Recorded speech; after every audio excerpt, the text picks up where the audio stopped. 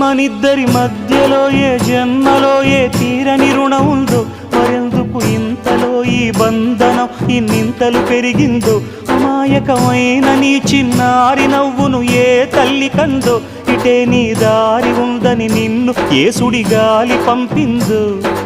పాపం పుణ్యం దేవుడికెరుక, పేదకు దొరికిన బంగారు కణిక, పాలు వెన్నాలేవని అనక ప్రేమను తాగి పెరగవెసిలక.